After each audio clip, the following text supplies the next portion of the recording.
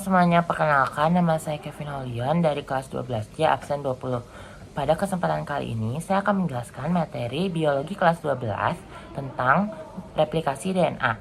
Tapi pertama-tama sebelum itu saya akan menjelaskan tentang DNA terlebih dahulu.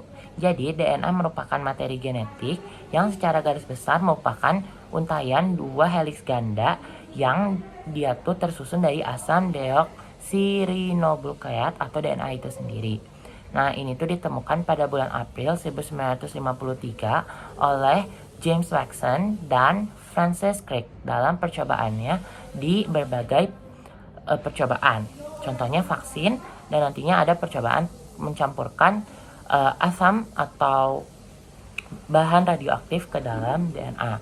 Nah, tentunya DNA juga tuh dapat mewarisi sifat orang tua. Tapi sifat-sifatnya ini sifat-sifat genetik atau yang kita bisa lihat. Contohnya warna rambut, warna kulit, tinggi badan, berat badan, itu semua bisa termasuk ke dalam penurunan sifat genetik orang tua. Nah, tentunya DNA ini juga memiliki beberapa tahapan. Yang pertama, DNA akan tersusun dari kromosom. Dan setelah tersusunnya dari kromosom, replikasi akan terjadi. Ini mana nanti ada beberapa situs dari kromosom yang membelah menjadi dua.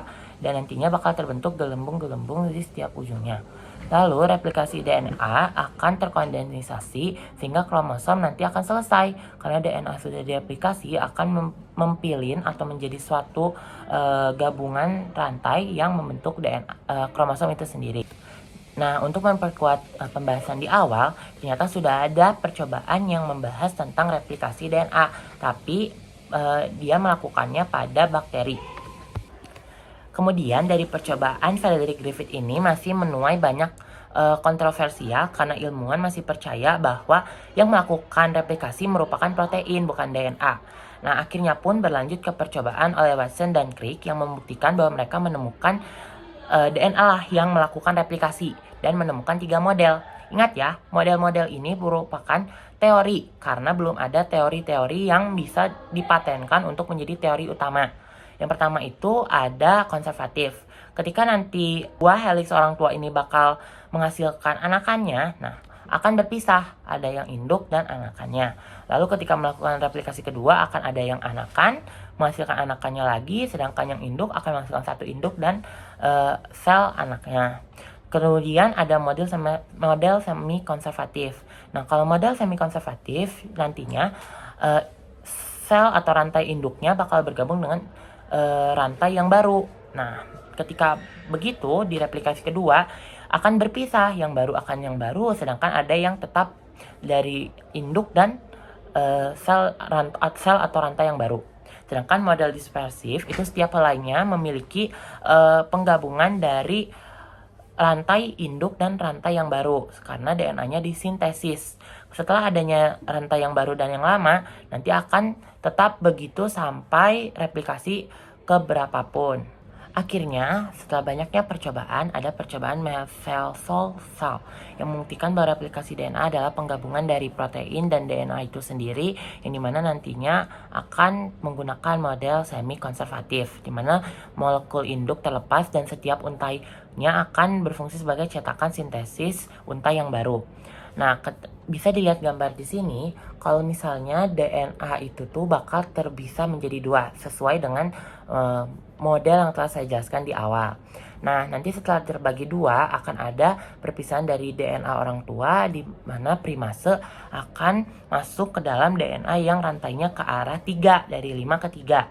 Nah, setelah nantinya itu akan terbentuk fragmen-fragmen baru. Dan setelah ada terbentuknya fragmen-fragmen baru di dalamnya, akan membuat untayan-untayan baru dan penggabungan tadi. Nah, setelah penggabungan tersebut akan terbentuk namanya Okazaki terminal atau rantai Okazaki, yang dimana rantai Okazaki ini tuh ditemukan oleh Okazaki itu sendiri yang membuktikan bahwa ada rantai yang baru tersebut, dan nantinya setelah itu rantai itu akan terus memanjang ke daerah sana, ke kanan hingga ke ujung 3. Nah, tentunya kan karena itu DNA sangat panjang, nanti akan ada terpisahnya yang dibantu sama helikase. Nah, helikase inilah yang membantu untuk memisahkan DNA atau memisahkan dari rantai satu ke rantai satu lainnya. Setelah terbentuknya rantai, nanti bakal terbentuk lagi cabang baru terus-terusan hingga replikasi yang diinginkan. Seperti itu. Jadi sebenarnya replikasi DNA ini tuh terbantu oleh protein juga, karena protein sangat berpengaruh besar untuk menciptakan untayan atau rantai yang baru. Selain itu, DNA juga dapat mengoreksi DNA yang baru, namanya DNA polimerase.